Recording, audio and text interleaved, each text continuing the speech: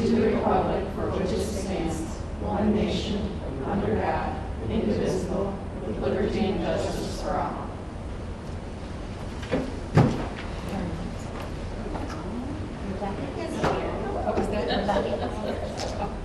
Hello. Yeah, hello. We're going to go out of order and meet our newest. Go ahead, Rebecca.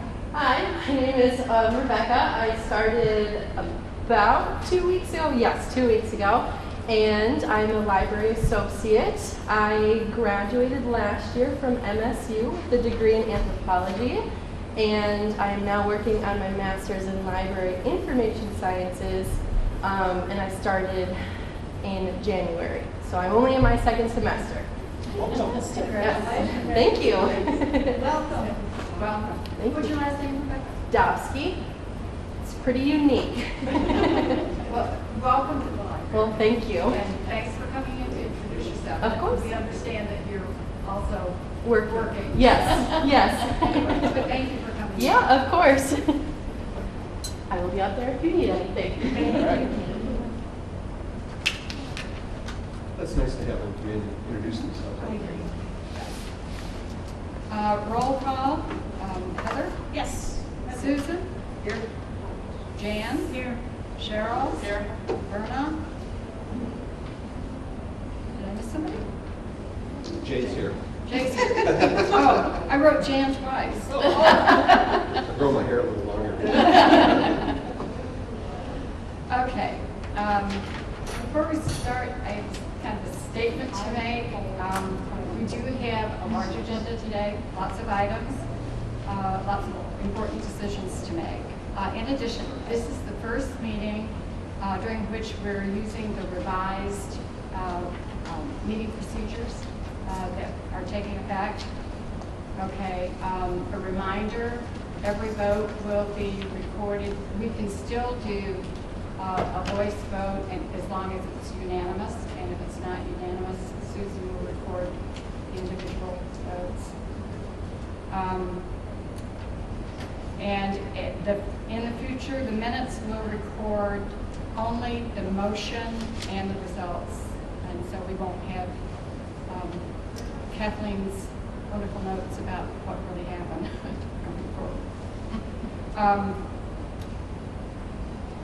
Okay, tonight I will very strictly enforce our no crosstalk, no conversation, because we have a lot to deal with, and also that's kind of how we decided to do things. So when it's your turn, speak to the room or speak to the chair, and if you have something that you want to say, raise your hand, wait to be recognized. But our tradition is that at the end, if anyone has not spoken, then everyone will be given a chance, an opportunity to speak. Okay?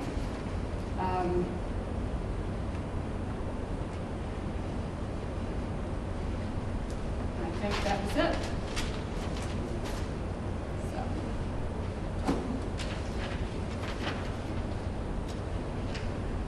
So are there any changes to the agenda? Okay, move on. Any changes to the minutes? Okay. Call to audience. Hi. We have staff members with us. Thank you for joining us. And again, the new procedure, the first item is the director's report. You're up. Thank you. So you all have a copy of the report. A couple of things I just wanted to point out. The management team, we had 2 budget meetings, workshops. One was like 3 hours, and I think the other one was about 2 hours. We went over every line item in the budget and made some changes and recommendations. So we have a draft budget in the works, and we will have that ready. I'm hoping by the end of this week. We'll see. That's the plan. And then I just wanted to point out too that the generous donation of the Friends of the Library, $4,500, and we plan to use that to install a water bottle refill station, which we've been wanting to do.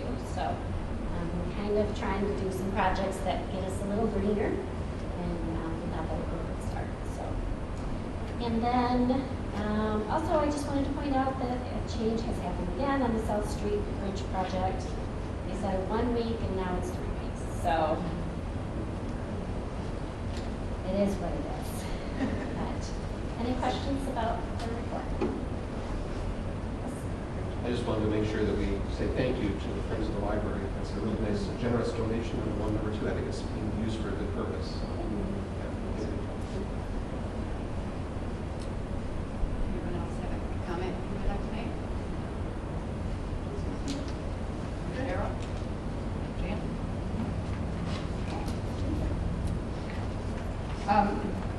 I'm just curious, is there any more news on the credit card? I wish there was. I bet Cheryl does too.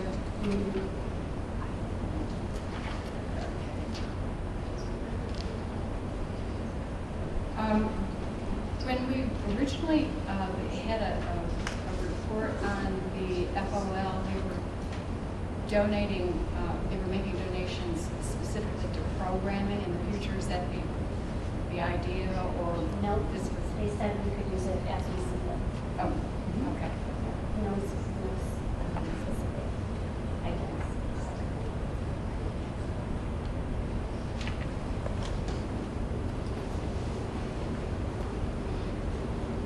Okay, Cheryl, financial officer.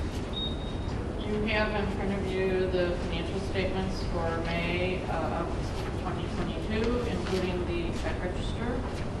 You will note on the check register, instead of showing basically just interest at the end of the month, we show a large amount, because if you look up a couple lines, it's the deposit to cover a coming payroll. Because Kathleen has now changed, which, you know, we were working on doing all along, so that now we see payroll coming out of the check register instead of the savings account. So it comes out of our regular checking account. So that balance that's there then would have come out in the next day or two to cover payroll. Any questions on the balance sheet or the income statement? If not, we need a motion to approve the expenses for May of $75,603.93. So moved. Second. We'll need a roll call vote on that. Susan, would you like? No, it's a second. Would you like me to call the names right now? Sure. Okay. Heather? Yes. Susan? Yes. Jay? Yes. Jan? Yes. Cheryl? Yes. Verna? Yes.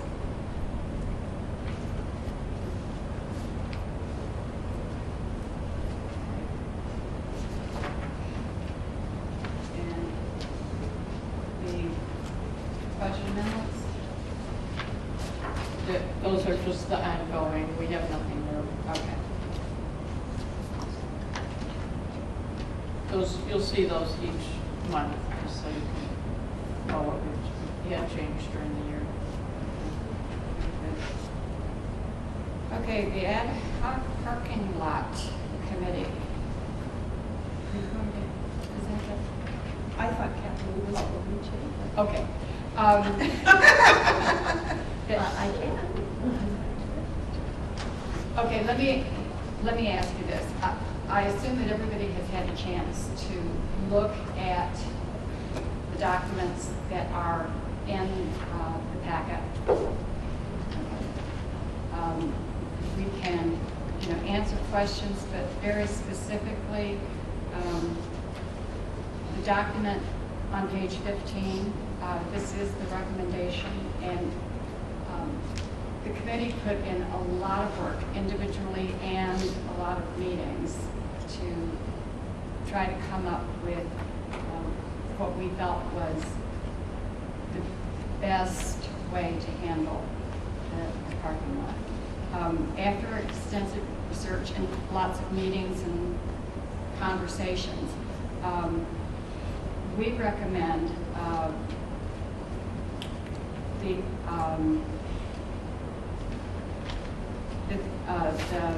library select Novak and Kraus engineers to help Brandon Library with the parking lot replacement project.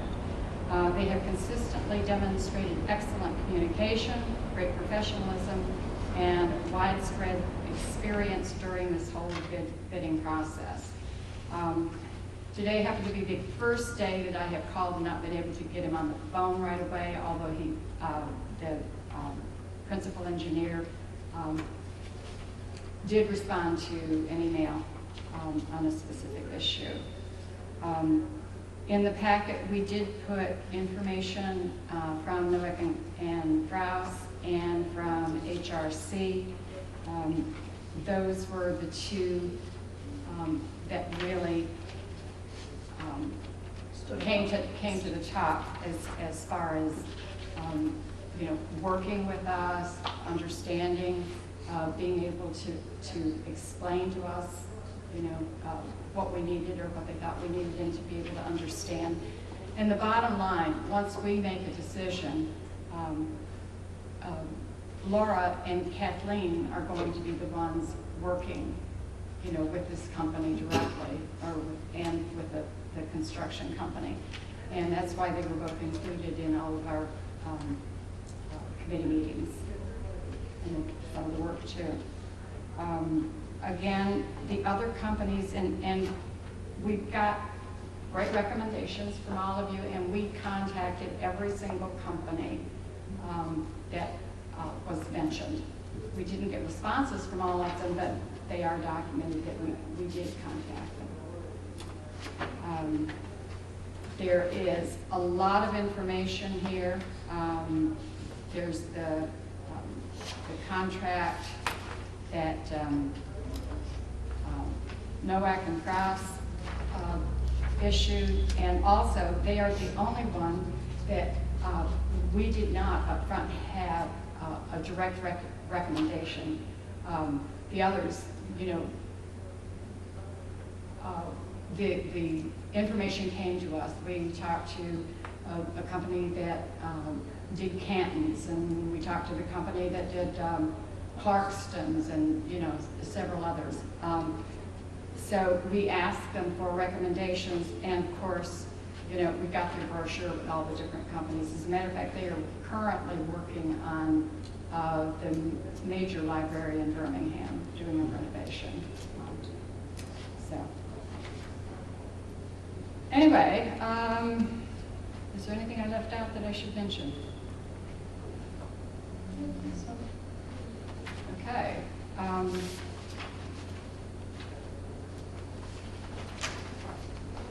Discussion? Okay. Is Laura and her team comfortable if we decide to go forward with this, to be able to oversee it and work with them? With an engineering company involved, absolutely. Okay. Because the one thing we really liked about them too is they help with permits, Mm-hmm. which is kind of a big deal. That's a lot of requirement the to have other the ones- permits before we get started. Yeah, so a lot of the other ones didn't offer that service, so Mhm. for them to have that reassurance that we're doing things right, Yeah. especially with the soil and erosion, because we're close to water, there's some extra complications there, so Mhm. they dealt with that probably many, many times. So, yeah. There were a number of different services that are in here for different not to exceed amounts. And is it the sense of the team that we need to do all of these things, or are there opportunities here? For example, a tree survey. Do we really need that, or are there other things in here that potentially we could not do and still have a good resource to the project? Can I speak on that really quick? What I really, really liked about their contract was there are a few items that are lump sums, and that's just what they're going Mhm. to be. But like you said, there are many items that are not to exceeds and Mhm. everything. I liked that in that they kind of gave us a prepare for the worst, but yes, we could go back to them and say, Mhm. on these not to exceeds, no, we don't need that, or it doesn't need to be that in depth. They could get it done quicker, and everything. So it's kind of okay, they covered everything, but we might just kind of walk past something, you know. Well, that's a good benefit to have, you know, not to exceed. Yeah. So they were recommending that we do like a tree survey and all the things that are in here? Is that, For the survey, especially, I know we thought about, okay, blueprints, our previous surveys, the board member pointed out, and everything. From the company's point of view, I can understand them not wanting that. Not only is it 20 years old, but working off of somebody else's plans might be a liability thing for them. If they suddenly, they work off somebody else's plans and then there's a problem, they'd be like, sound like we're trying to, you know, pass the buck on to somebody else. To me, that's the way my mind's thinking of it. So I can understand them wanting to do their own survey personally. and then my last question then is, it looks like it's a resurfacing project or else to do some things around the tree, kind of reshaping some of the concrete around, is that correct? So it's more than just resurfacing. It is a lot more than research. A lot more. And we also have some drainage issues that need to be addressed. Yeah, that would be, That might turn into more than what we expect. be a liability issue in the winter with freezing. So the not to exceed is one of the things we really liked about their contract.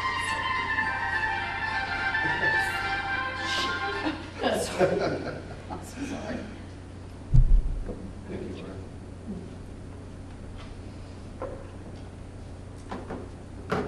Laura. One other thing, they will look at the old drawing, so if they won't have to do as much as they would do if they were coming into a totally new project that had never been done before. Yeah. So they have taken into account that there are existing records. And I did go to the village, and in addition to what Kathleen has scanned in from, you know, records that were here when she got the job, there are more records over at the village. So, Thank you. next. I personally am, we have the money. I know it's a lot of money, but we have the money. This is a very important piece of this building. I'm grateful we're going with an engineering firm because we are not experts on this, and we really, really need to see yes, it's a lot of money, but we need to see the value of having them. They've come well recommended. I appreciate everything that this committee has done. I know it was insurmountable what you all did. So I really am glad that you found this particular company and that we have the money to cover this. So that's something we have to be happy about too. So that's all I have to say. Well, we obviously have the votes, but I'll have my say anyway. In my, what I will call professional opinion, since I was a commercial lender for 30 years and worked with new construction and engineering firms and contracting firms and all that in my job, I think this is total overkill. This is an existing parking lot that we are simply replacing curbing, taking up the asphalt, fixing the base if it needs to be fixed, addressing drainage, which the construction firm will be doing, not the engineering firm. The construction firm can easily do permitting. In fact, the one firm we talked to already talked about, they do that. They do the erosion issue. They deal with all that. This is not a new construction. We're talking about doing topographic surveys. We're talking about doing tree surveys and all that, but we're not doing any major changes. We're opening up this driveway slightly, which means you just have to add a little bit of base there and then handle that. and we're making the circle where the tree, where the flag is a little bit smaller. That is nothing major. We have an existing footprint. A contractor that's worth their salt, that, you know, and you go out and find a contractor that's certified by MDOT, has all of the paving. They have engineers on firm. I mean, they have to have that in order to know that they're doing everything correctly. They could come out here and do this and we would save this money. Now, when I was under the impression when we originally talked about this, we were talking about somebody to do project management to make sure that whatever the contractor told us they were going to do, they did. Which if you, again, have a contractor that's, you know, been around for years and knows what they're doing, you don't need anybody to really do that. I mean, when you build a house, you don't have an engineer in there every 10 minutes to look at whether they're building the house properly. You expect that the general contractor knows what they're doing. And that's the same thing with our parking lot. If we were doing a brand new project, absolutely, this is absolutely necessary. I would not have anything to say about that. But I think that we're wasting $50,000 of taxpayer money, and that's wrong for us to be doing that. We have a fiduciary responsibility. We have a library in Oxford. You mentioned other libraries. The library in Oxford had their parking lot redone. I talked to Brian. They had a contractor who's well-known in the area, who's MDOT certified, knows exactly. I mean, if they can go out and do highway projects, they can do our little parking lot. This is a project that they would do in between their big jobs. They'd fit us in between because it's really nothing to them. But they know exactly what they're doing. They know how to do the sloping, the drainage, everything. He said they had one small problem with theirs. The company came out immediately, fixed it. It's been a number of years since they've had it done. They've never had one issue with it. And if we were talking about digging out the base, going down to dirt, something like that, where everything we were starting from new, we're not. We're just taking out the asphalt and replacing the curbing. I mean, I don't see any reason to do all of these things that we're listing that they're going to do. I think we're wasting a lot of money. And I have a fiduciary responsibility to the taxpayers of this township. And I think it's wrong that we're even talking about doing this. I did talk to Brian too, at Oxford, because I knew they had done that project just before I started working there. And theirs was more of a mill and fill. It was just a surface and a restructure. It wasn't as in-depth as what we are doing.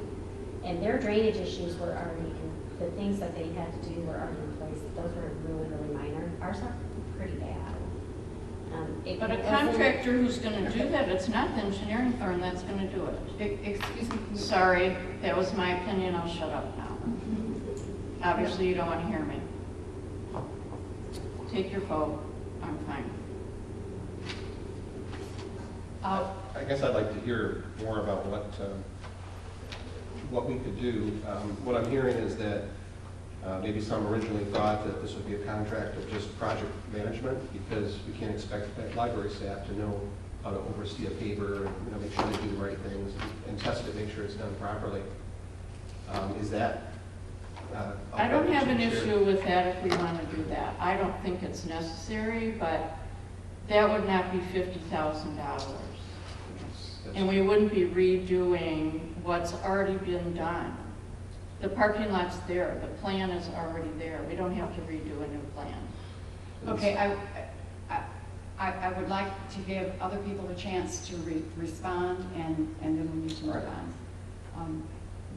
Did you finish your comment? No, there was just one more thing, is that the point she made about leveraging what the paving company's already doing. I'm just thinking if we're hiring a paving company, they're going to be doing a lot of that kind of work. Why don't we just have our project manager make sure that they're doing that well? Make them do the work that they should be doing anyway. Well, And that would really cut down. no, that's what they will be doing. That's what the engineers will be doing as part of the contract. if you, It's part of the contract, but it's not the 50,000.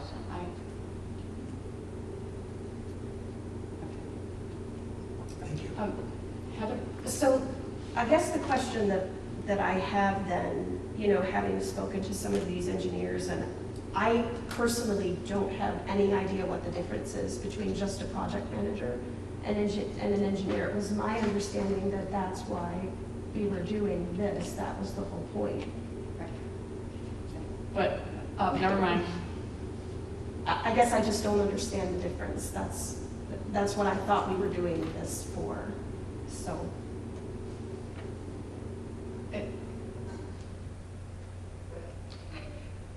Okay, the $50,000 includes all of that. It includes Yes, I them understand. making the plan, writing the RFP, helping us select the contract, and then doing the overseeing to the point of making sure that the work that is being done according to the plan and according to the spec. Right, and that's what I thought Yeah. we were choosing a company to do. That's the exactly, whole- yes. That was the That is- idea. And if they do that, that could actually reduce the cost of the paving work itself. So that might That was be. my question. Yeah, so if they do that work, then the paving company would have to do less. So that would save us money on the paving company side. I suppose that's a possibility. I'm not sure that that's necessarily something that I would envision.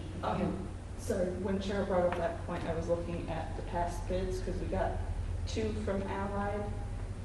The first one was around 200,000 or so, and then Mhm. the other one, after we did the RFP, was about 150. The first one did include the permits and the surveying and stuff. The second one did not.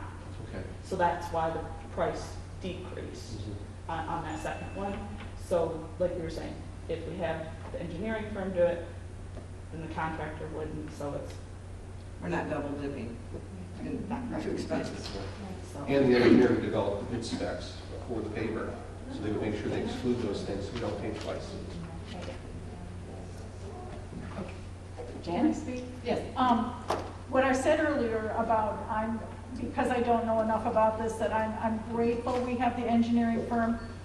What also was just stated reiterates that to me again. We are small potatoes with a lot of these companies. And they are going to fit us in between their major things they have to do. That scares me because, and I have a small, I'm just going back 35 years to my driveway when we had this done ourselves. Same company as has been stated before, Allied. And I'm not saying they're a bad company at all. I'm just saying we were really small potatoes compared to some of their projects they were doing.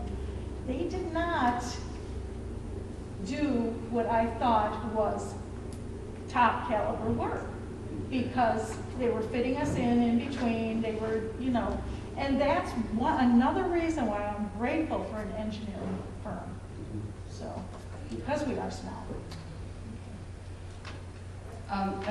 Another thing to remember is what we're approving is an overall contract. On the day-to-day, it will be Laura and Kathleen's job to work with them and perhaps negotiate, small changes.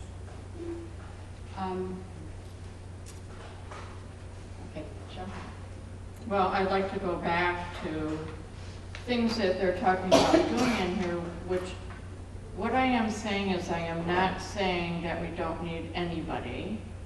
I don't think we do, but if everybody's comfortable having a project manager or something like this. I mean, they're talking about doing a full boundary topographic tree survey to encompass the entire property. They're going to do, they've identified the tree diameter and everything. This is like something you do when this is a vacant piece of property and you're starting a brand new project. They're talking about recommendations of the design, they're gonna prepare design plans. We already have the design. There's no design to do. And if they're gonna redesign this whole thing, then it's gonna cost us a whole lot more money for construction. If we don't go exactly with what we've got, because then you're gonna be moving dirt, you're gonna be removing pavement, you're gonna be doing all kinds of things. I mean, this is what is concerning me, is they're talking about doing this huge thing as though this is a brand new thing and they're gonna tell us how we should do it. And that's what I'm reading, that's what's written on this piece of paper. And when you get into all the things that are listed here, that's all the things that they're listing. And I'm not saying we have to go with Allied. I don't care who we go with. There's a lot of good contractors out there. And I don't think that we need all of this stuff done in order to replace the asphalt on the parking lot.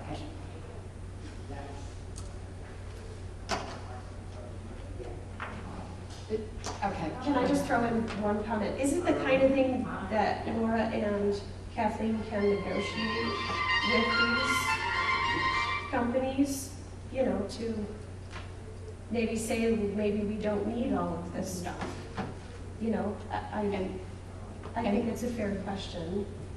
And that's something that if in the course of the project, but we should not be in the business of trying to manage this project. We approve an overall and then we turn it over to the two of them. And Cheryl, I understand what you're saying, I really do, but I believe that the work that we have done indicates that we really need an engineering company.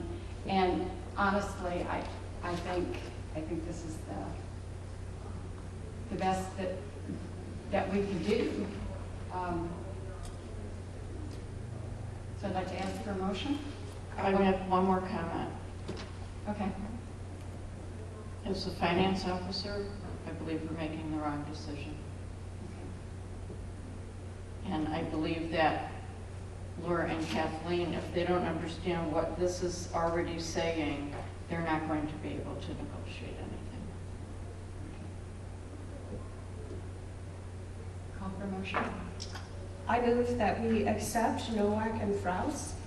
But I would like to maybe have Cheryl oversee some of that and work with Laura and Kathleen if that would be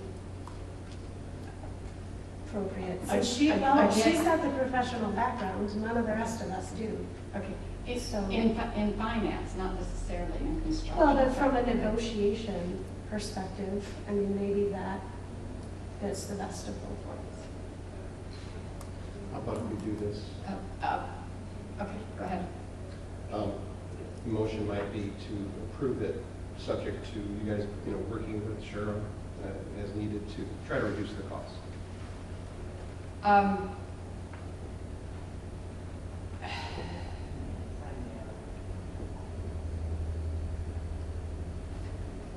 We then become a board that's involved in the operations.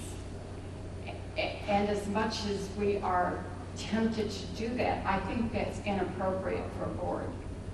Our job is to make the big financial decisions,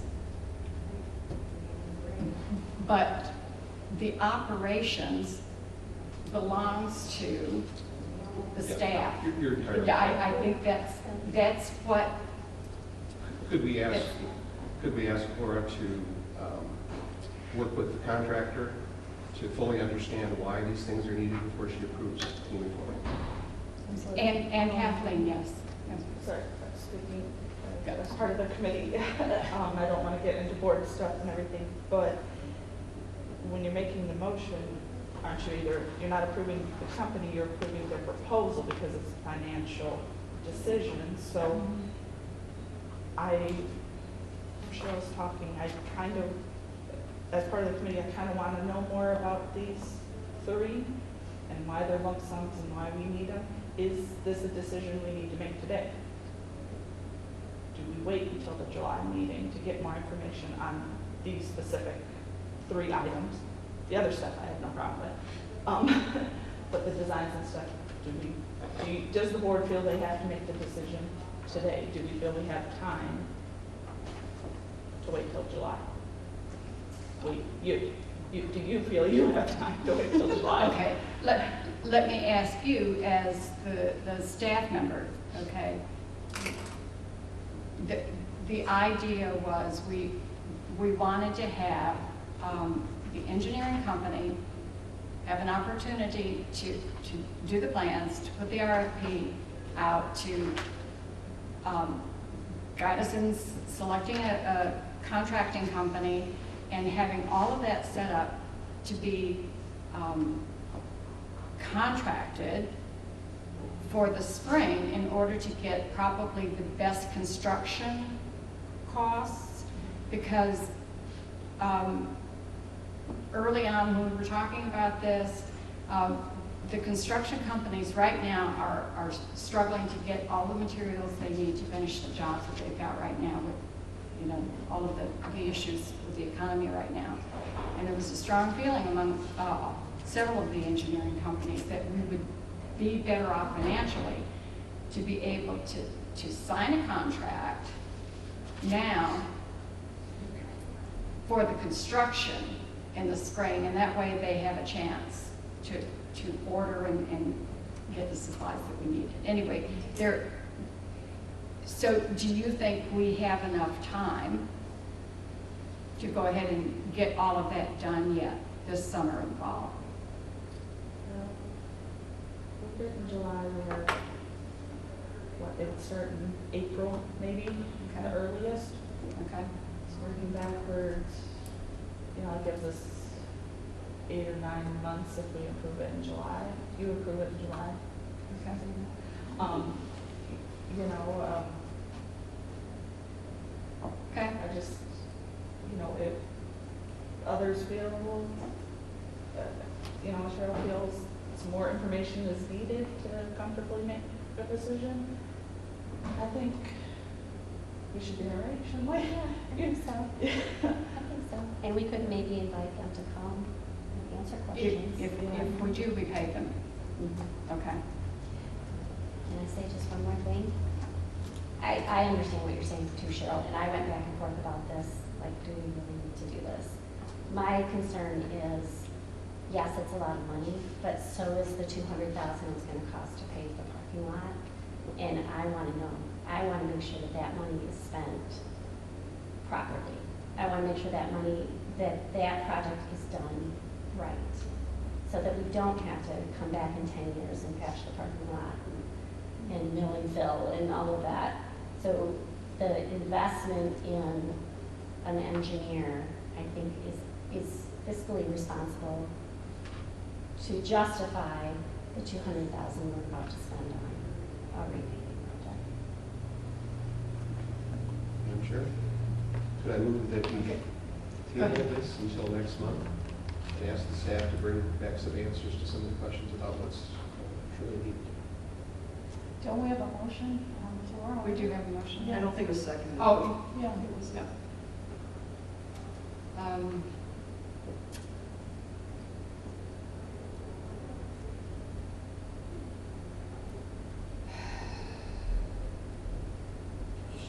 So we now need a revised motion. Cheryl, you had your hand up. Did you want to say something? I was just going to reply to Laura. I am not saying we need no services. I am saying we are paying for services that we don't need based on what these proposals are. Okay. Can I get a revised motion? I'll second Jay's motion. To table till. Okay. So let's see, how would we do that? The revised motion would be to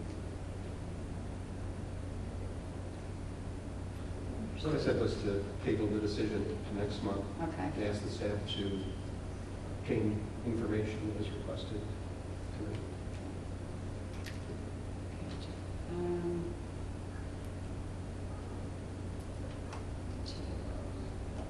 Motion. July. Additional.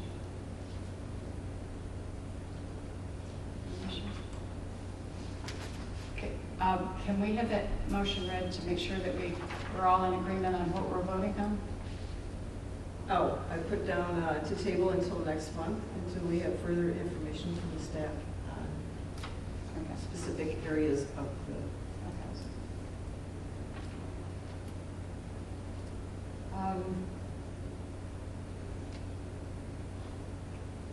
Individual votes? Was there a second? I'm sorry. Yeah. Yeah. Okay. Okay. Jan? I was gonna say here. Yes. Jay? Yes. Heather? Yes. Cheryl? Yes. Susan is yes. Verna?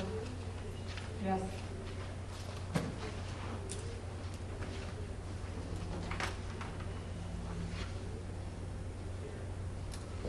Okay, the ad hoc trustee recruitment. Susan and I have talked about a plan, but we feel that this is too soon to formally start a recruitment for trustees. We think 2023 summer or early fall is the time to try to get people interested in. We'll do formal programs, trying to get people interested in serving in order to have them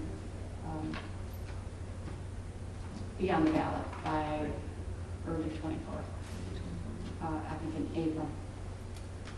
Okay? Can I ask a quick question? Yes. Do we know who or how many people are running for this year? For the open position? One. Okay. Jay. Five. Congratulations, Jay. Welcome. We're sure that you're going to win. I don't know, there might be a write-in. I don't There's think. still time. I think July 26th is the last, but when I looked at the candidates, I was looking at who was running for the village. There wasn't anybody else on so far. So. No, the date to apply was in April, so it's, Oh, is it a primary? I don't think there's a primary for that, is there? The clerk called me and said that there's no August primary for this role. It's Yeah. nonpartisan. So it's just. Okay. So Okay. there's only one. So it's November. but you still had to have been on the have your certificate or whatever the process is. Yeah, it's just which date, she's talking about the date to be on the Right. November Yeah. ballot. Okay. Let's see. Professional development. Jan? Yes, a couple of us have signed up for the trustee roundtable in Farmington on July 11th. It's from 1 to 3:30. If anybody else is interested, just let me know. Trustees from many libraries will be there. We can share. We will hear speeches too. So it sounds like a good afternoon. And I'm driving, so if somebody wants to go.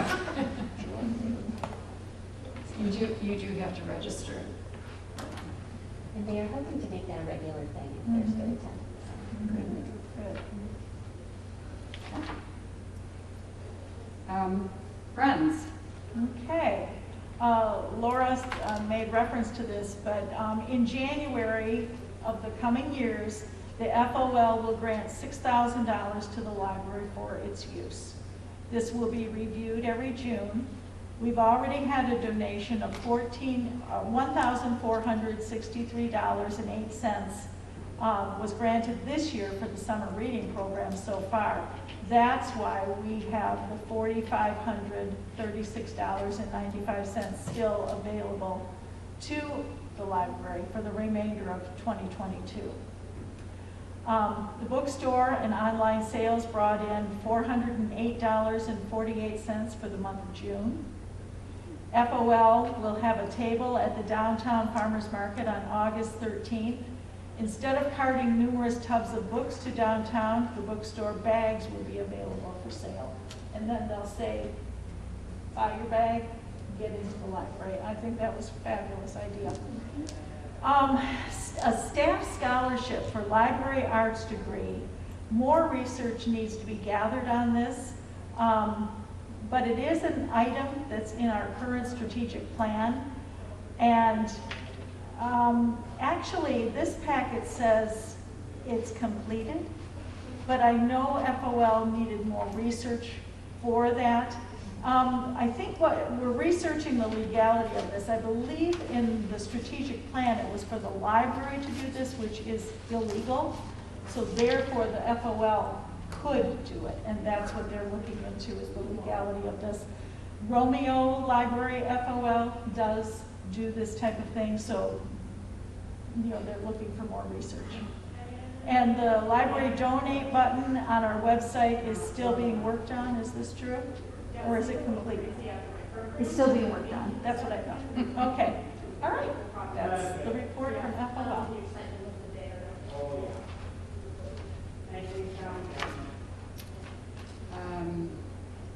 Advocacy? Student Oh, liaison. sorry, student liaison. Yes, Taylor had intended to be here today, but she was visiting colleges, so obviously did not make it back. So we'll hope to hear from her next month. She is hoping, now that she's out of school, to have more time and to work on some other projects with the board. Okay, now advocacy.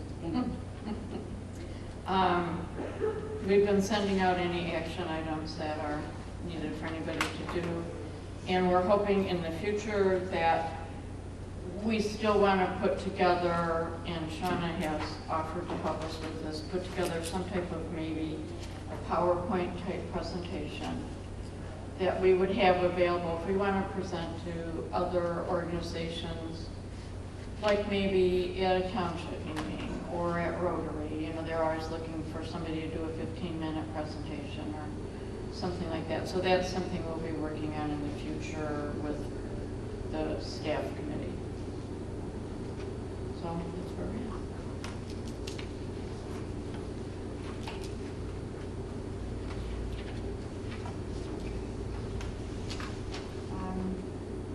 Finance. Hopefully we'll see the budget soon, because we need to have a draft ready for the July meeting. Right.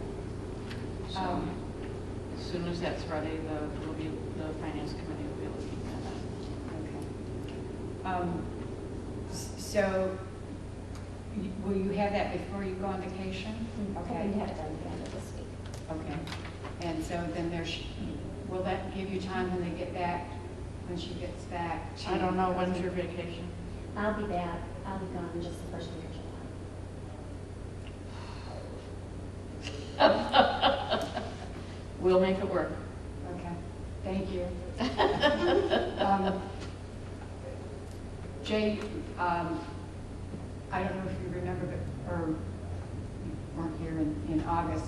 In August, we are required to have a draft budget. Well, actually, we have to call it the budget for the following year, because that is documentation that goes to the township, but is used by the county to justify approving our millage for the following year. So that is actually a separate meeting that is just for that particular item at the first meeting, or at our meeting in August. So that's dropped in. Okay. Evaluations. On page 39 and 40 and 41, 42.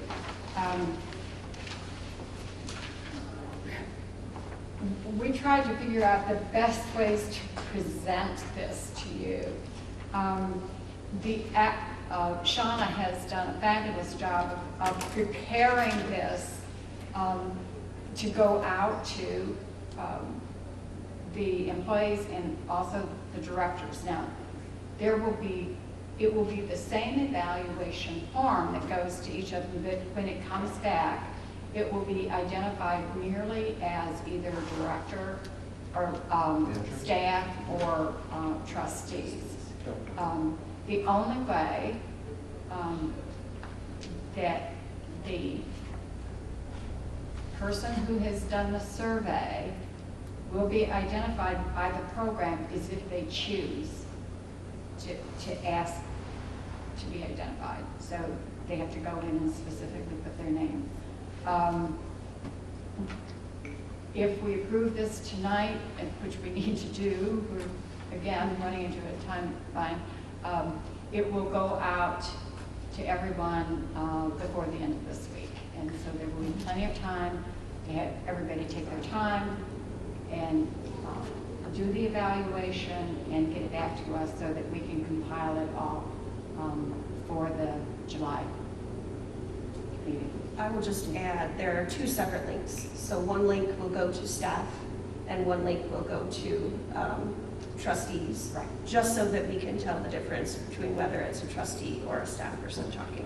That's the only difference, but it's completely anonymous, again, like Berna said, unless at the very bottom, I think it's the last question, says if you would like to have a response from the trustees to put your name on there. That's the only way that we'll be able to tell who put, somebody needs contact or whatever.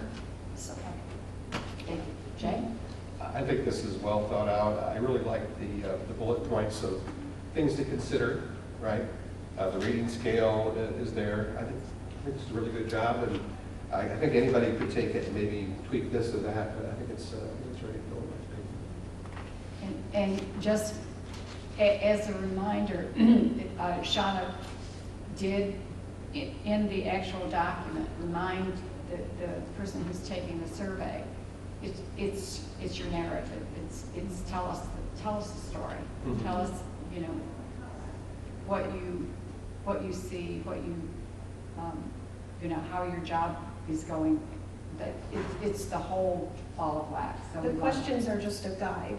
Right. I think that's really important. If there's something else that you want to talk about, under that, whatever that heading is, Right. You're free to do so. That's why we decided to go that route. Right. Yeah. So I have a question. If it's a guide, so we have a scale that we have to fill out in addition to comments? Is that what I'm hearing? Yes.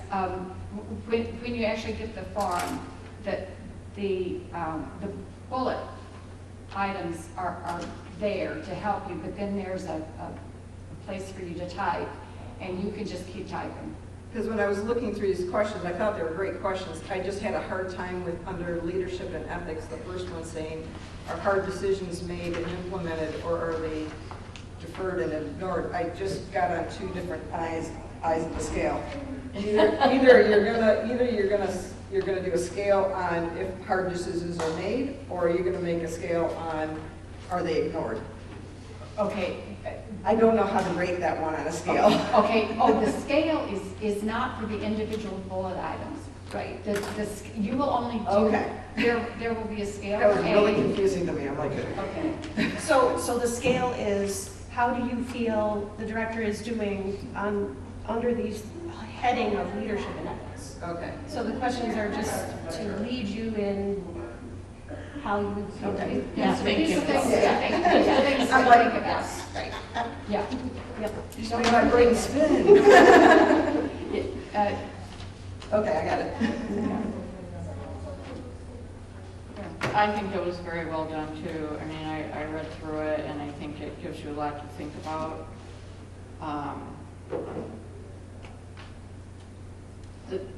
The only thing that I think is that some of this is going to be very difficult for at least me to rate because I'm not here on a day-to-day basis. Mhm. Right. So it'll be interesting also, besides what we assess, what we're hearing from staff. Right. So we'll have that ahead of time before the next meeting, right? Okay, perfect. No, I think it's very well done. And the reason that we have included the staff in this particular review is that the staff had asked to be included. In the past, there have been times when we have included staff and times that we have not.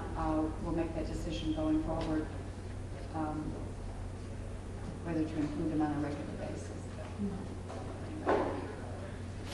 Can I make a motion? Sure. Move to approve the Brandon Township Public Library Director 6-month review form as presented. Second. Okay. Can we do an all in favor? Aye. Aye. Opposed? So we should have this unanimous.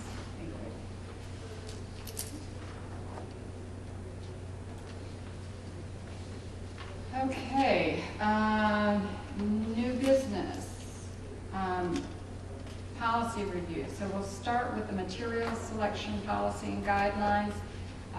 This has come back from the attorney who worked long and hard, not rewriting it, but revising the what we already had. Now, I missed a point of discussion that we had agreed on previously. So there's one revision that will be made on page 44 to the fourth bullet. The public service manager will issue a written letter. We had decided that we did not want something going out to the public in a written letter reply under the PSM's signature, that it needs to be from the director. Okay. So that revision will be made. So we're taking out PSM and putting director instead? Is that what I'm hearing? We can certainly have the PSM, you know. Okay, I just want to make sure Provided, I'm but, understanding what you're saying. Just under the fourth bullet. Right, Yeah, yeah, under that the should fourth- say director, not Yes. PSM, correct? No, I think it should say the PSM will issue a written letter, comma, signed by the director, Okay, okay. Oh, Yeah, I was just looking. at this. informing the complainant. So the PSM can certainly create the letter and sign it. And when we get to the form, you'll see that we just need another signature line. Right. One will be for the PSM and one will be for the director. Right, okay. And it's not that we have less confidence or anything like that, it's just that that's better to have two signatures. Yeah. And you will notice under the procedure, before it went directly to the public services manager, now the complaint comes directly to me first. Right. So that I can address it and try to, So you have already seen it, right. and then you just sign off on it after she signs off on it? Right. Or he,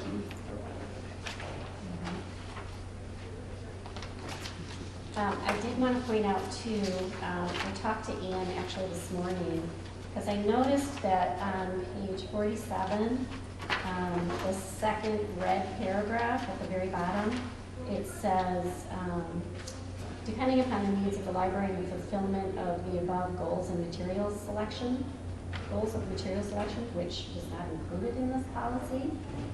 So she asked me to change that to, upon the needs of the library and the fulfillment of the procedures for material selection below. Can you repeat that? Would you read that again? Procedures?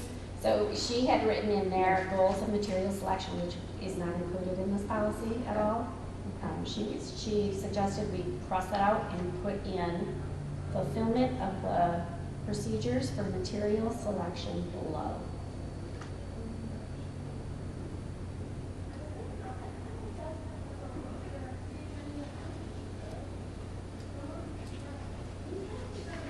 And Jared, I have one more change. Let's see, there's one other one. Back on page 44, under the last bullet there at the top section, the board will consider the concern, examine the material or program in question, and review the PSM's report and recommendation in there. And then it goes within 60 days, so, yeah, that goes on that too. Take that out. Also, along those same lines, just above that, it says to the chair of the library board, that should say president. We don't have a chair, we have a president, so. I have one other, as long as we're right there. Okay. On that fifth bullet point, the first section where it's red underlined, it says within 10 business days for, it should say 10 business days after receiving. Good. I missed that.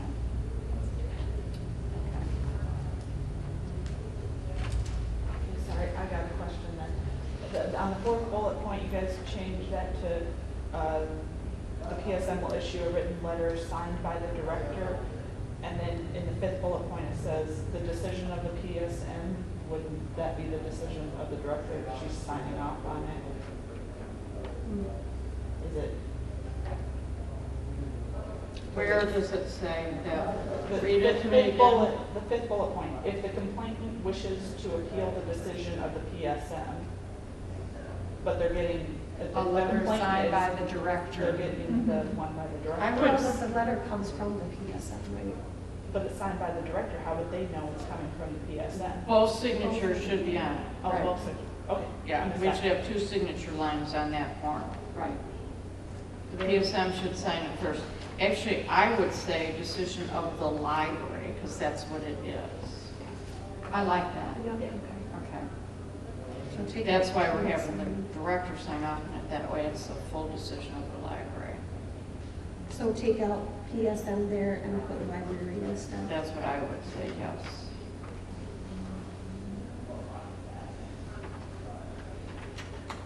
Then do you need to change in that indented bullet below that? The board will consider the concern, examine the material or program in question, and review the PSM's report and recommendation? Would, or?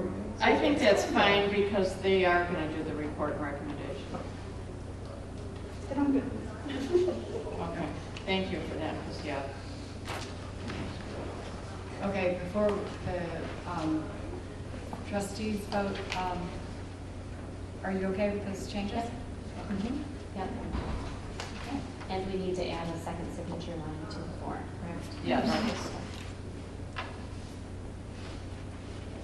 Okay, has everyone had a chance? Jan, did you make any comments? I didn't, but, Would you like to?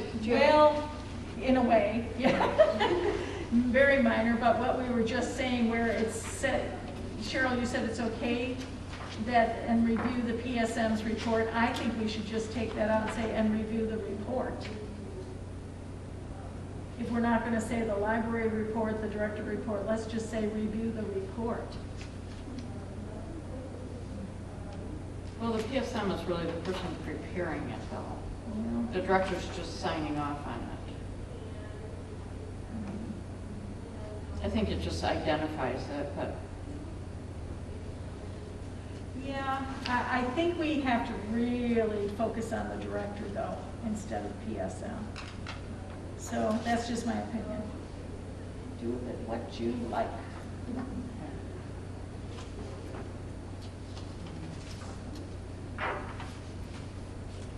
Laura, since this is kind of your policy, which way would you prefer to have it? If we change that, we need to change the line above it, where that says 10 business days after receiving the PSM's written letter. Yeah. We could change it to just after receiving the written letter. That's my opinion too. doesn't matter, it's semantics. Yeah, you can take that out. Okay, take it out in both spots then. Well, it's called Public Service Manager's Report. Manager evaluation report. Again, That's true. Yes. Yeah. Well, then that needs to change. So, No, because I think it has to stay that way because Okay. that's the person doing the actual reporting. Right. The rest is just signing off on who is our PSM? Alyssa. Oh, Alyssa is, Yeah. okay. Okay, Well, and it can still say the report.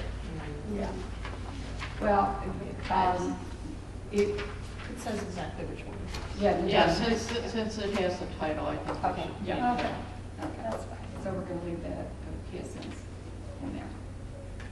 On both? Yes. Okay. Okay. Any other revisions? Did I miss anybody? Any comment? Okay. I guess we need a motion to approve the material selection policy and guidelines.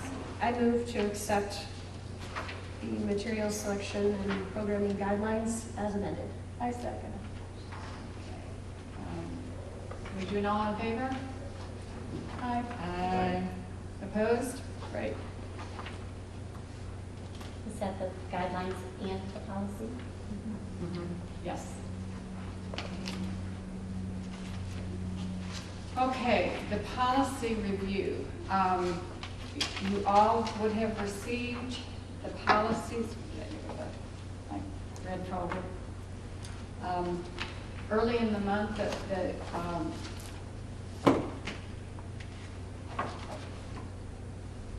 the table of contents, the introduction, employee acknowledgement form, the equal opportunity, and I assume that everyone has had a chance to look those over, and since we didn't hear any comments from anyone, we, I believe I sent in a comment. I didn't bring it with me, but I'll go back to my notes. I may be mistaken. did anybody else, to whom did you send it? To who it came from? Would it come from Laura? Or? So I may be mistaken.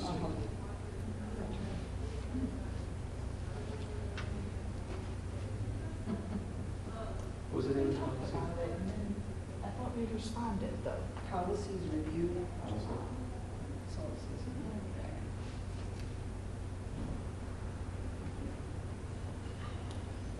Or in June.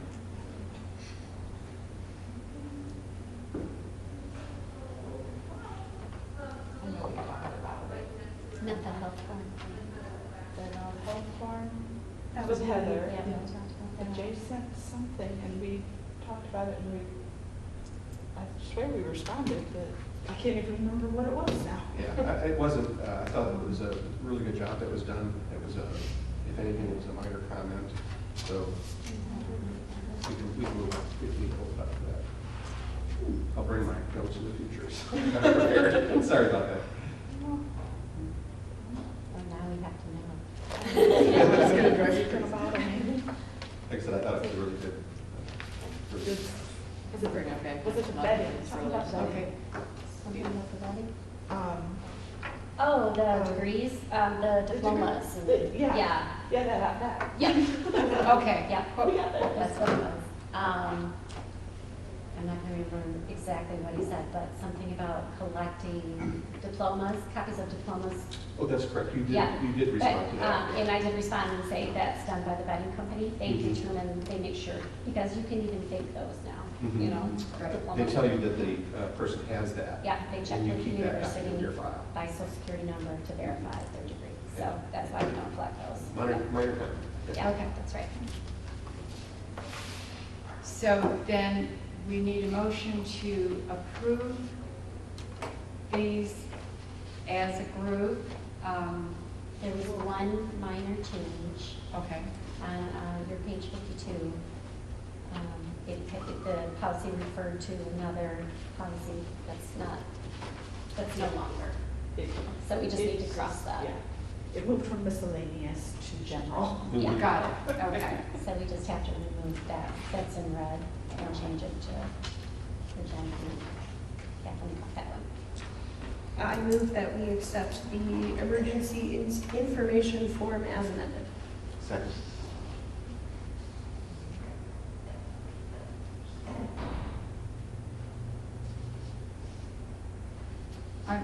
I'm sorry, could you say that again?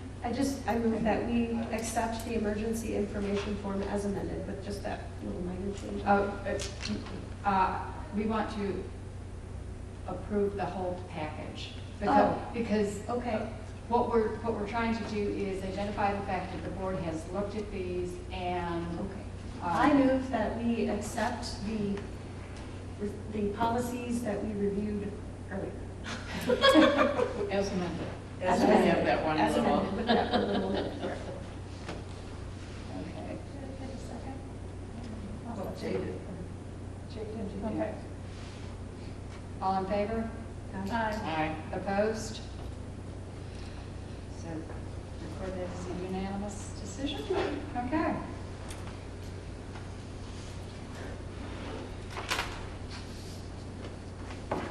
Would somebody hand Kathleen a scotch or a glass of wine or something? You're up.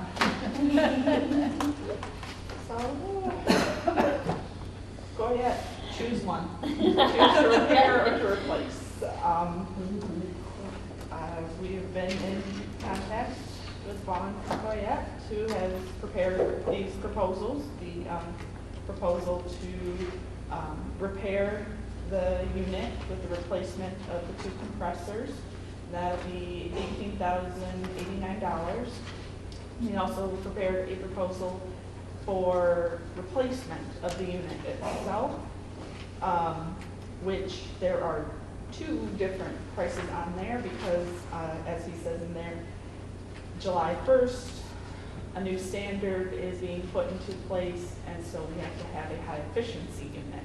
If we order it before, so like tomorrow, if we order it tomorrow, we can get a, I don't want to say older model, but The current model. current model, yeah, without the high efficiency.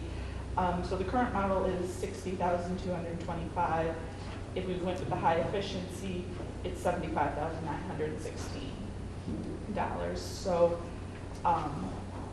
yeah, all 3 love money. He gave us, we asked for timelines for all of this too. I will not lie to you.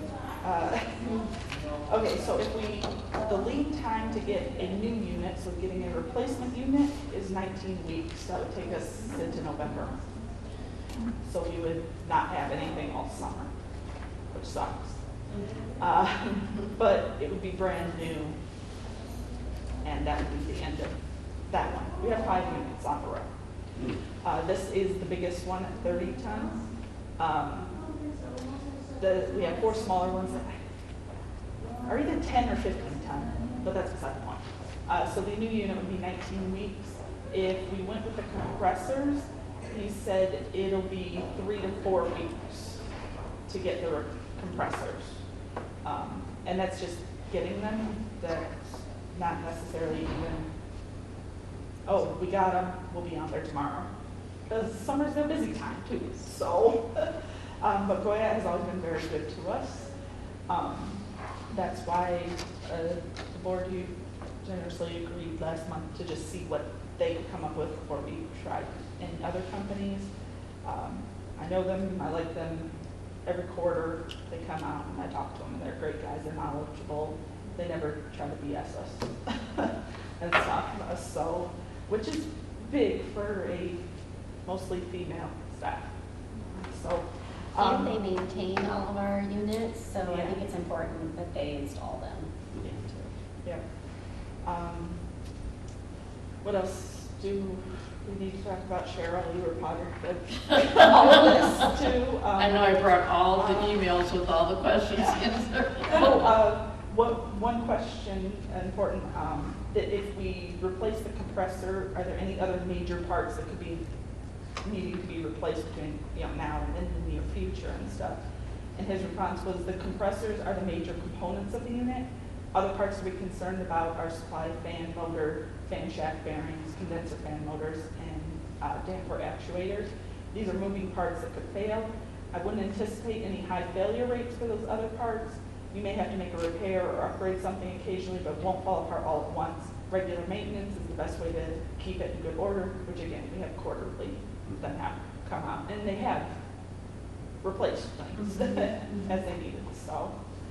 And none of those items cost as much as the compressors. Oh, no.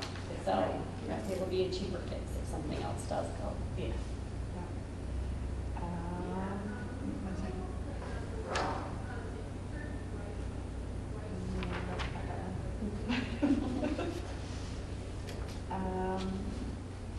Let's see, if we replace the compressors, how much longer would you estimate this unit lasting us?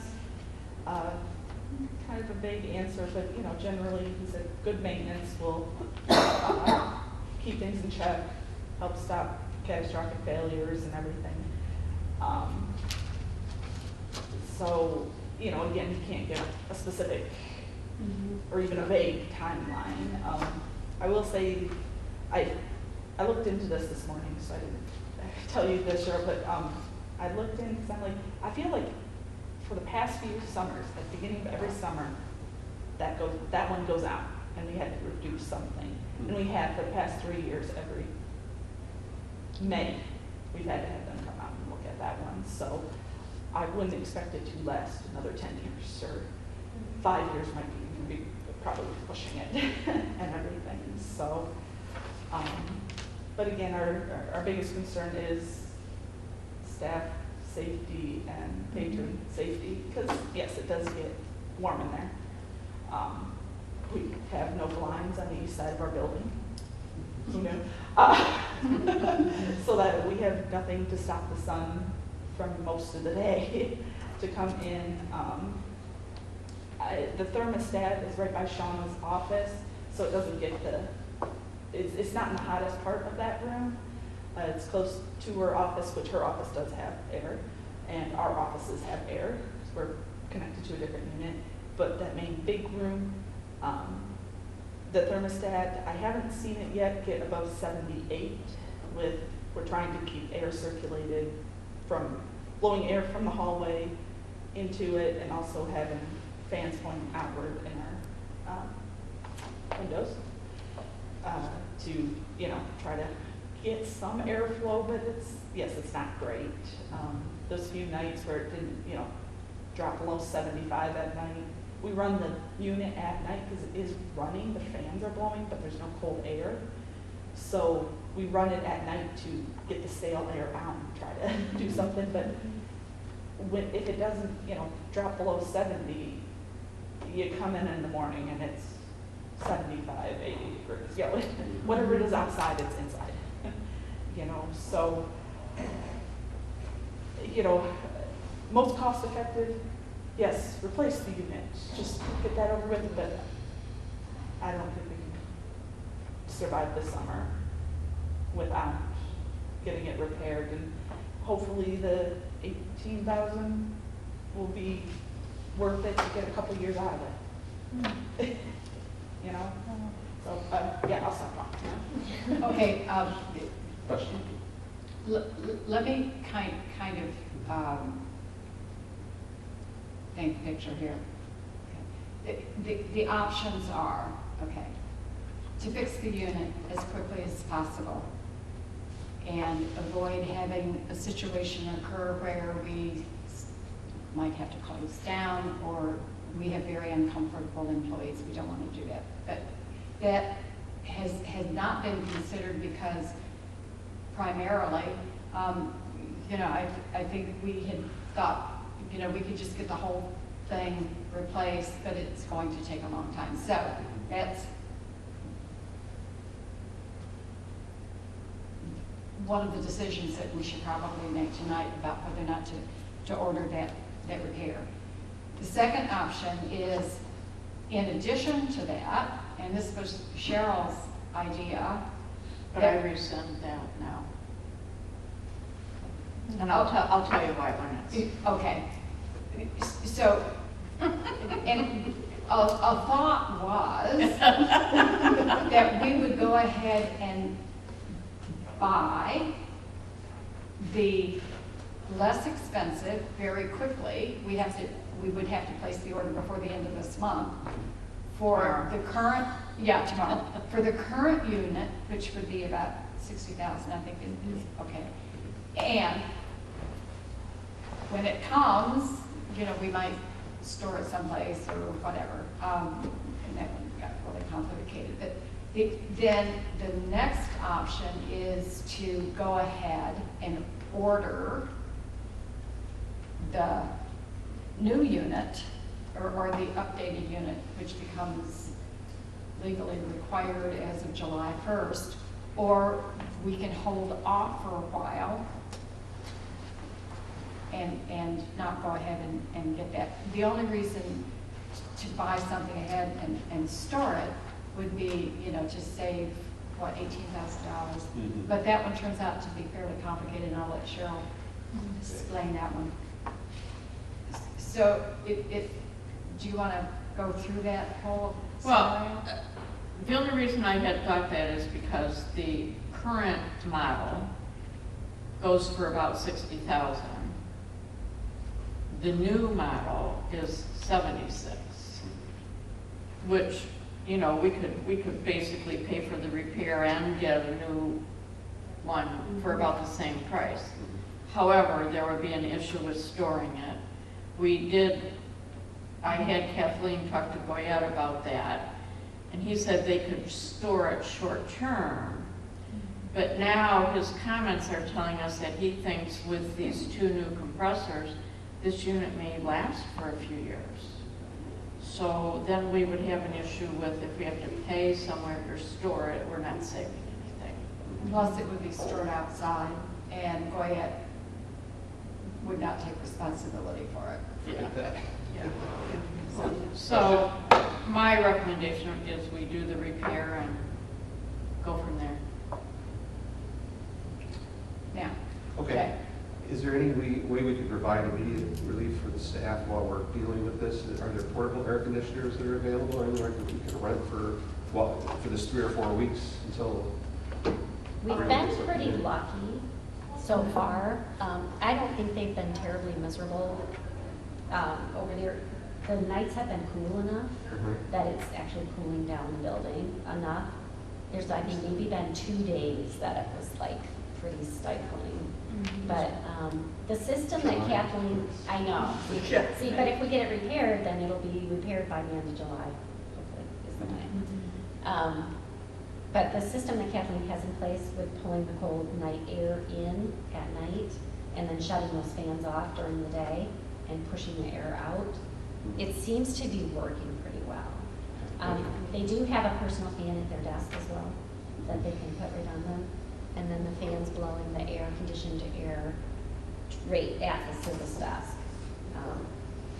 Seems to be working pretty well.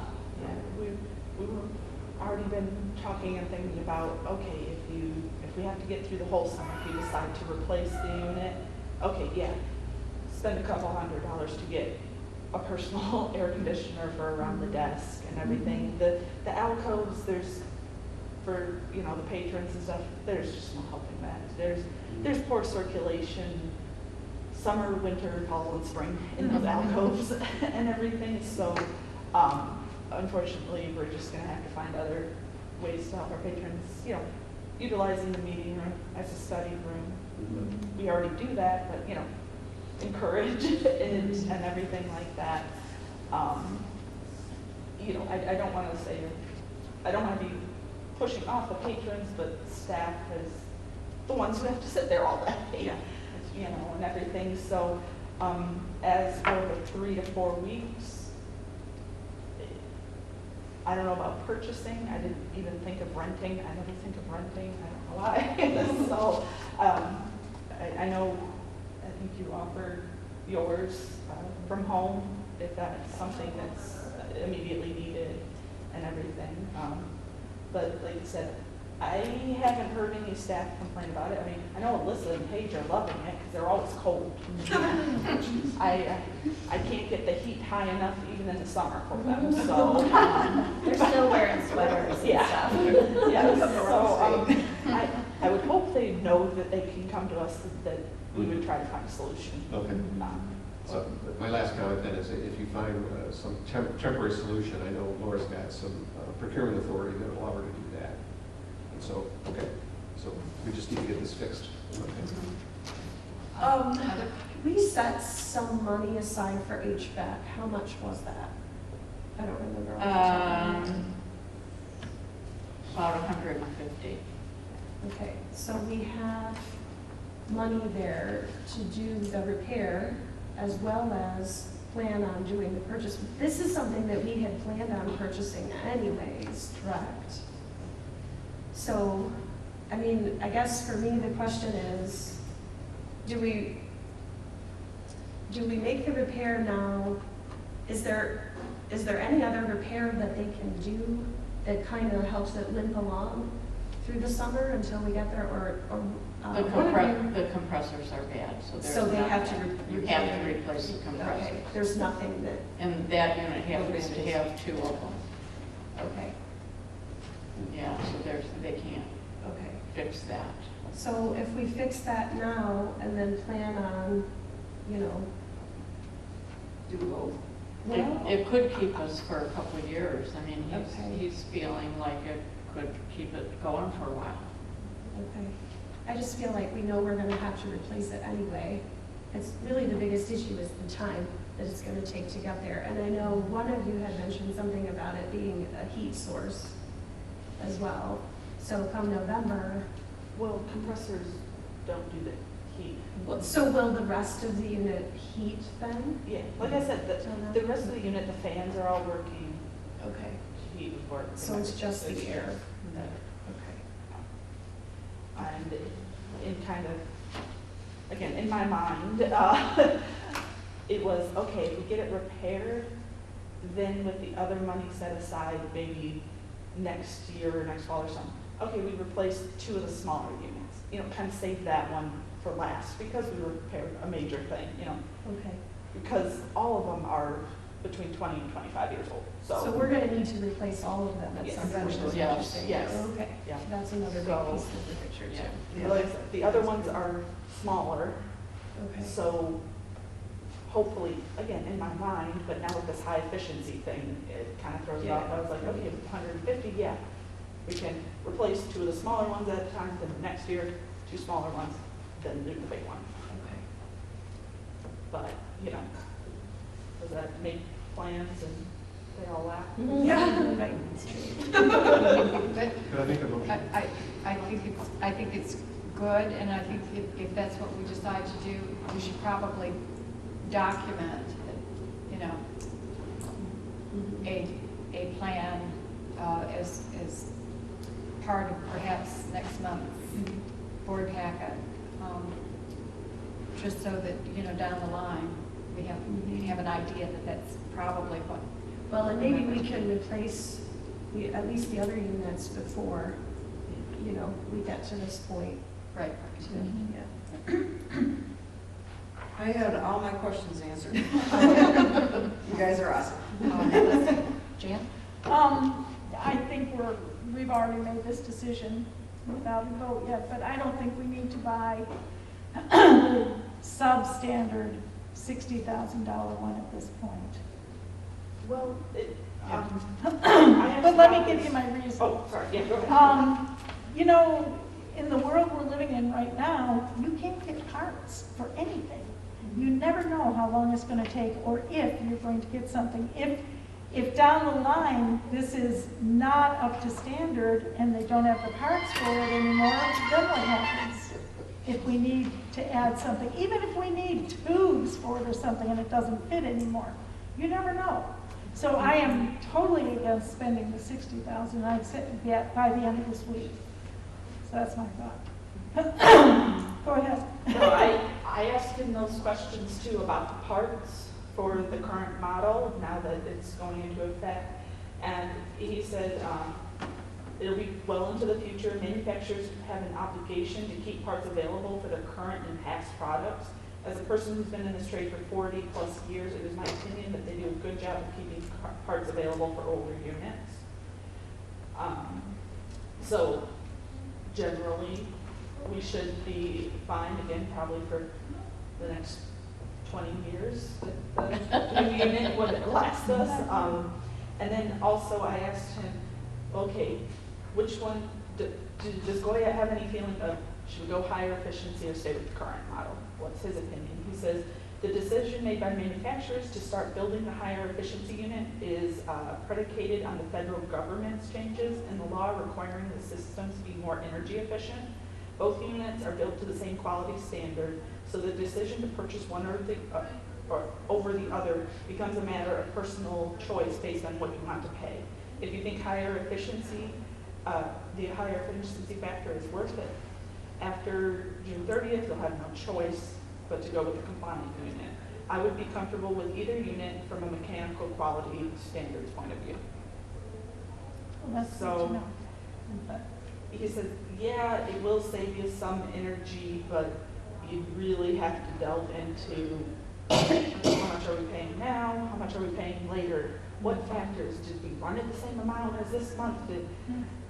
He has no definitive answer of how much we would save for a higher efficiency. You know, it like, oh, is it gonna pay for itself in 3 years? Well, okay, you know. Right. So, He said probably about 15%. yeah, he said the savings can range from 15 to 33, depending on what you do. But That's only one, that's the one unit. If we're updating all of the units, that could be a more significant. well, you've definitely done your homework. I Yeah. appreciate that. I still don't think we need to buy one this week. yes, Excuse me. So Cheryl, would you like to make a motion on the current repair? I move to accept the May 13, 2022 proposal from Goya Mechanical regarding the repair of the RTU4 for $18,089. Second. This is the dollar value. We need roll call. Okay, Jan, Yes. Jay, Yeah. Heather, Yes? Cheryl, Yes. myself, yes, Verna? Yes.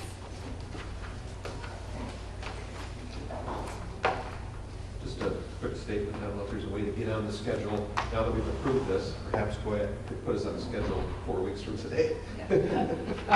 Believe me, she'll take care of it. I was gonna say, and though, they gotta get the parts. I mean, oh my gosh, there's this poor guy, I kept bugging him I said, I need a quote for replacement. He kept calling the company, they wouldn't even pick up the phone. So, yeah, I imagine he's gonna put in the compressors right away and then hope we get it in the 3 to 4 weeks he quoted. Unfortunately, nobody can know at this time, you know. Yeah. But, no, they can come out. Like I said, they're nice guys, we can just hang out. So at this point, I'm assuming that we are not talking about ordering a replacement. I would love to see a schedule, though, of, replacing for the future. I think that that's good planning, so. So we're not caught in summer months going, Yeah. they need an air conditioning unit. Well, hopefully the supply issues will be better next summer, Yeah. so that if we do go Yeah. to turn one on, I mean, Right. I don't know. We're also hoping that, the $72,000 unit, because it's shiny and new and new technology, It will come sometimes down. it breaks down, That's after true. some time, Yeah. so hopefully, we'll see. And it's the biggest unit, so two smaller units might cost the same. Right. Given the 3% surcharge on the credit card, I assume we're going to pay by check. Yes. Since we don't Always have check. it. Put it on Cheryl's credit card. Hey, you use it for other stuff, why not? Okay. Kathleen, can we ask you at your convenience, just to put together, a proposed schedule, for next year and, Yeah, we'll include it in our budget. Yeah, Oh, let's- so that's that's good. a really good. That's perfect. Sorry, we'll include it in the budget meeting, it won't be in the budget. Got That might be a little bit too much. Yeah, we'll talk about it when we meet on the budget. Okay, very good. Okay, where are we? Strategic plan. Strategic plan update. It's your turn. All right, so this month we gave you a little bit of a different layout of what has been done for the strategic plan. We completed 11 of the objectives, which is 19%. I believe we were like in the 50s at the first meeting of the year, and at this update we are at 77.9%. So we have only 20 more % left to go. Excitement there, and a lot of it is the high ticket, expensive stuff that will need to be budgeted for in the future. So we did include the 11 items that were completed in your board packet, and just for the sake of time so that everybody can be at home, do you just want to ask questions on anything, or would you like me to actually go through and say stuff about each? Okay, go ahead. I do have a question. On goal number 2, building and facility, number 2.11, investigate obtaining a defibrillator in progress. I thought we had discussed a couple years ago that because that would also include, or needed to include, training and so forth, that we kind of kiboshed a defibrillator. Do you remember that? Yes, but since the objective is investigate, we need to be able to see a whole picture, and so we're investigating all sides of that actual objective. Great, okay. That's my question. Okay, sure. First of all, I have a comment, because when I first went through the first couple of pages, I had questions. And I love the decision box, because that gave me information I needed. So a lot of my questions went away, but I have one question for the board. Under ours, it says that implement board training is completed. We were having board training and we aren't now. Are we going to re-implement that? Because we were doing training for 15 or 20 minutes before every meeting. We were doing that, yes. And we're not doing it now. So I don't want to leave that sitting out there, say completed, because we aren't doing it unless we restart doing that. Could I address that? We did begin that. We stopped because we went to the Zoom meetings, remember? And did we do some of those on Zoom? Now that I'm thinking No, I don't about think it. not since we've been. Not since you've been, no. But I believe because of the pandemic, we stopped the board training, and with plans to resume it someday. So I think here we it's are. someday. Yeah, here we Okay. are. So, So I suggest I don't remember who was even working on that, but I suggest that we get that going again. Well, we all were working on it. We all had assigned chapters. so- Oh, I know, but I mean, I think there was like a committee or a couple people that were actually assigned to that, I know. well, let's see. I don't remember who it was, but Do we, well, it doesn't matter, we can start from where we are. I think it was, Okay. Can I make a comment? I'm sorry, what was that? Can I make a comment? Yes. There'll be a new strategic plan in the future, I'm sure. Maybe it could be included at that point. In terms of opening a new objective, setting up a new committee, and having new goals and objectives. It looks like the team did what they we're set out to do. So this is completed for purposes of this strategic plan in my mind. So that's one comment. The second thing is I think this description that's been written is very, very well written. As she said, it really answers all the questions and what was done and what the decision was. So whoever developed this did a great job. Thank you. I just want to comment to Jay's. When we initially started this, we wanted it to be ongoing so that we always had some training going. And that's why I said it kind of isn't happening. Because we did do it for a while, but then for various reasons, it So it was stopped. closed prematurely, that is what you're saying. Well, it was completed because we were doing it, but it kind of stopped and we need to reinstate. Right. We just put that on the agenda for next month or something. Let's do, we'll talk about it, you know, how we want to approach it. Comments? I have one. And Sean, correct me if I'm wrong, but usually you don't want your next strategic plan to contain anything from a previous strategic plan. So Right. usually you want to complete those things and then move on to new things that we're not doing. So it was closed prematurely, I guess. No, I'm just saying we wouldn't want to put it on our next one again, preferably. When do we revisit? Sean, answer that. So this one ends June of 2023. Is when it started back in June 2020, 2018, and it will officially end 2023. Over the way, sorry.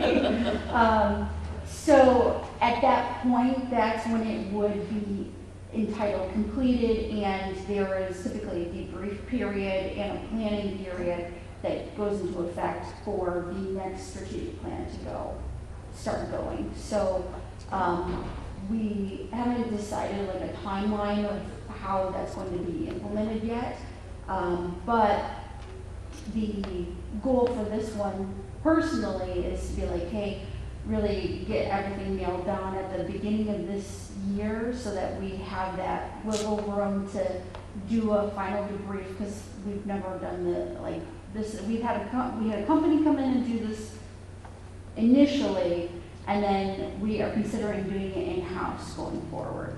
So the timeline of it will be coming to fruition as we go through our next couple of updates to say, hey, you know, we're getting more and more progress and completion. So.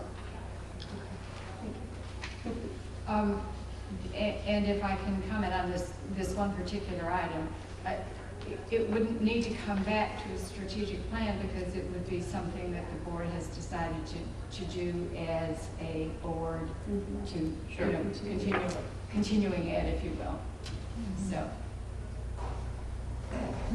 well, anyone who has any comments or thoughts on it, send it to the group and we'll come with a proposal for next month. Cheryl, you want to help us with that? Sure. Okay. Any other questions on the strategic plan?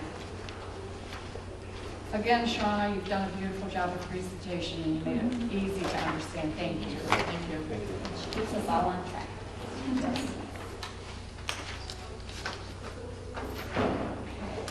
And you're going to start training other people how to do your planning, right? Oh, yes. Yep. Congratulations on that. Thank you. I'm very excited. Staff reports.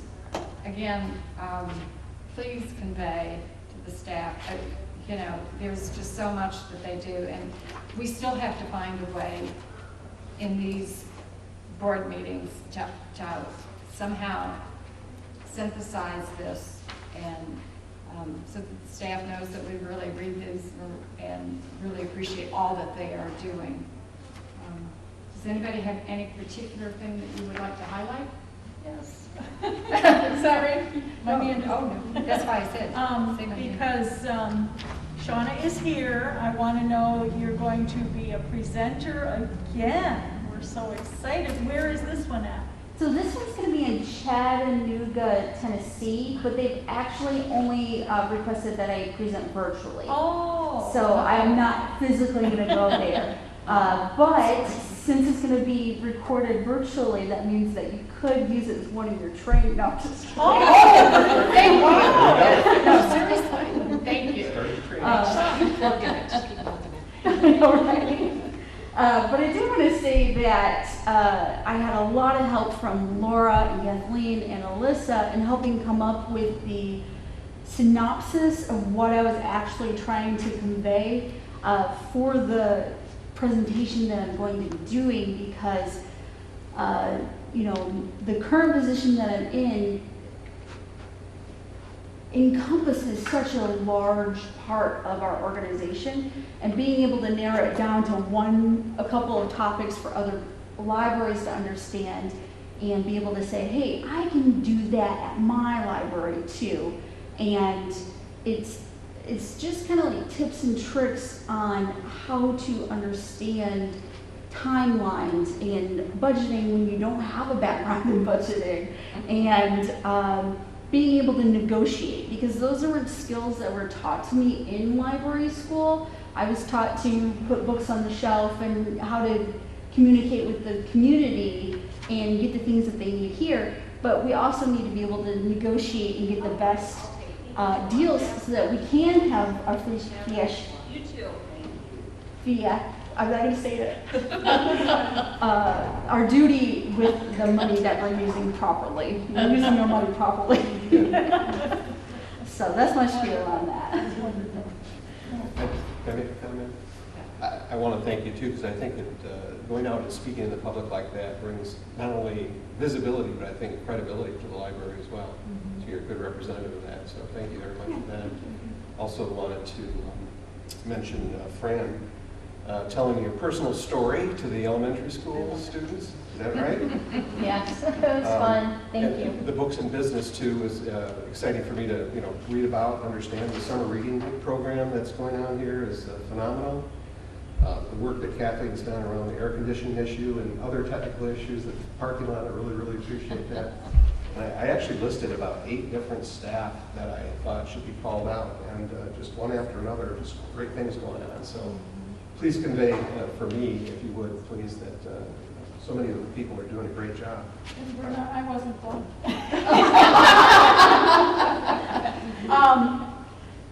And Paige is in here, but I wanted to thank her for stopping at my house to deliver one of the summer reading program bags, and I'm like, come on, I'm a trustee, was this set up and everything, so my granddaughter, it was for her, but my granddaughter and I came in to thank Paige, and I was talking to Jesse and Paige, and I said, did you guys plan this? I mean, because I'm a trustee, they said, no, it is totally the computer who spits out 3 addresses, and so we were it. So I'm shocked, but it was a fabulous bag of goods, let me tell you. And I was really excited last summer for summer reading program. It was so much fun, and I thought, oh, this one sounds okay. Oh no, this one is fabulous just as much as last year. So I'm just thrilled.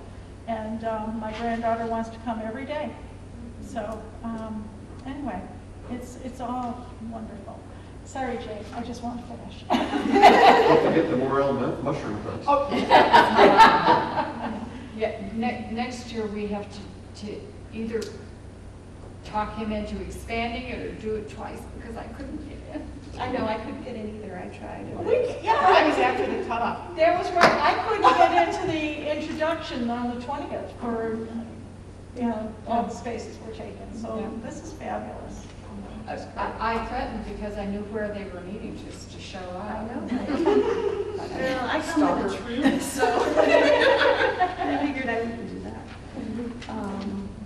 I wanted to mention the Books and Businesses program. Our patients love having the books in there, and it was really funny because Miss Fran was there to change out the books. Was it this week or last week? Something like that. Last week, Friday. And one of my staff members, who is pretty new to our office, was so excited that Miss Fran came in. She came the next day with 2 bins worth of books to donate to the Friends of the Library and to the programs. So it's making a difference. I think it's fantastic.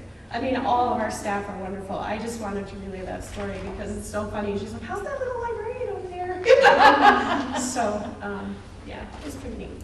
So Thank you. I was really excited to add the funeral home too, because I've been wanting to add them, because unfortunately going there a lot lately. And so the books, you know, I just It's such an think it's, important thing. and I appreciate the businesses that have wanted to participate, and it's been really fun. So thanks.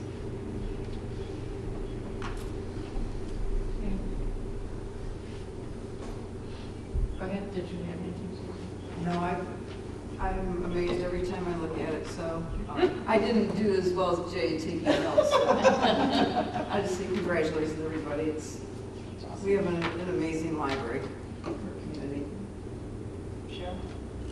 We do. I second all the comments. I'm just excited about the teen room. And thank you for the painting and the other staff that actually did painting. I mean, they go out of their way to do everything, and it looks wonderful. It looks like teens are using it when I'm here. You know, that's a big resource for our community, because the teens don't have, other than school activities, you know, there's not a lot in our community for them, and I think this is really important to have that available for them. So, thank you.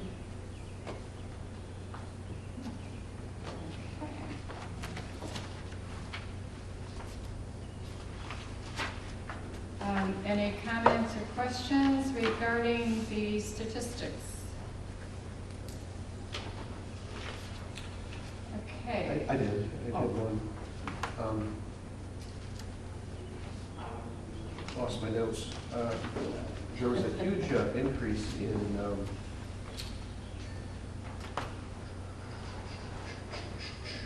which one was it?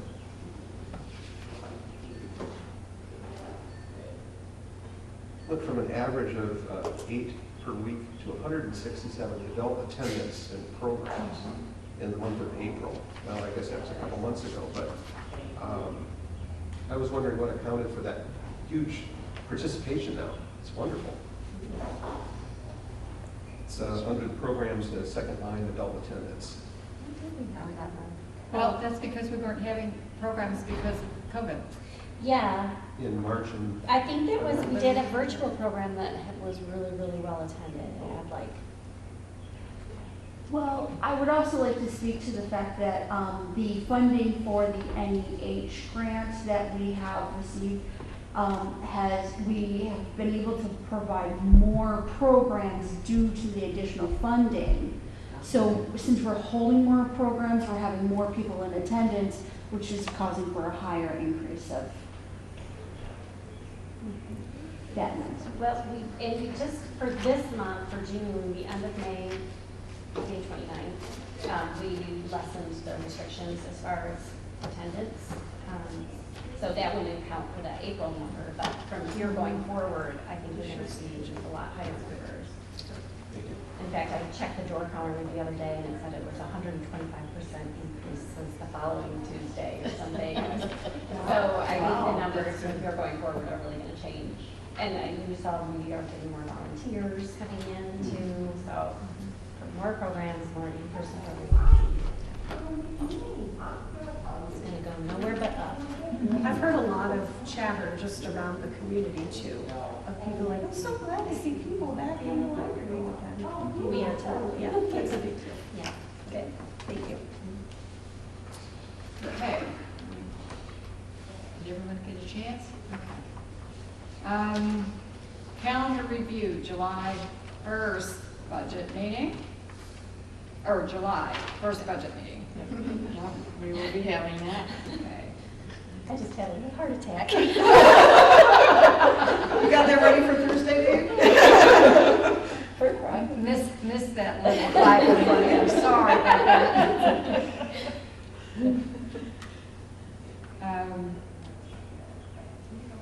I think that's all we have specifically on the calendar. As public, anything you would like to add? I just wanted to thank the board and Laura for our raises. That was really, really generous, and it is really helping, and it's wonderful to be appreciated, and the extra pay is very helpful. Comes in handy these days. So thank you very much, because I know you had to do a lot of work to do that, and I know we all really appreciate it. So I just wanted to say from my bottom of the heart, my heart, thank you for the raise. It's much appreciated. And on that note, I really want to thank Jay and Cheryl.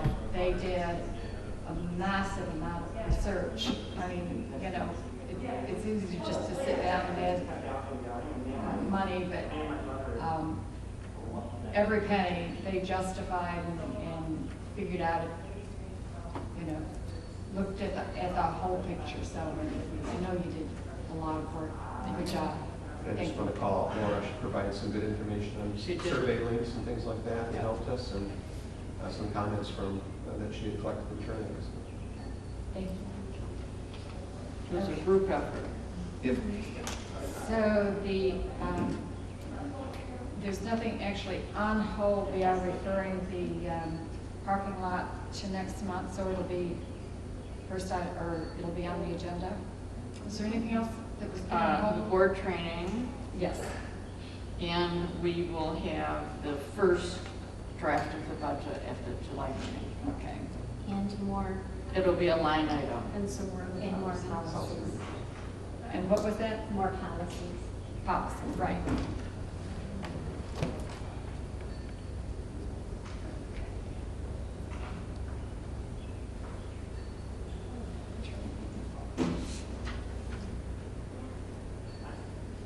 Okay, anything else? Move to adjourn. We don't need a motion, we are I adjourned. just thought I would move it. Yeah. Okay, since I had to turn my phone off, what time is it? Somebody? 6:57. Yep, okay. Okay, thank you all. Good work.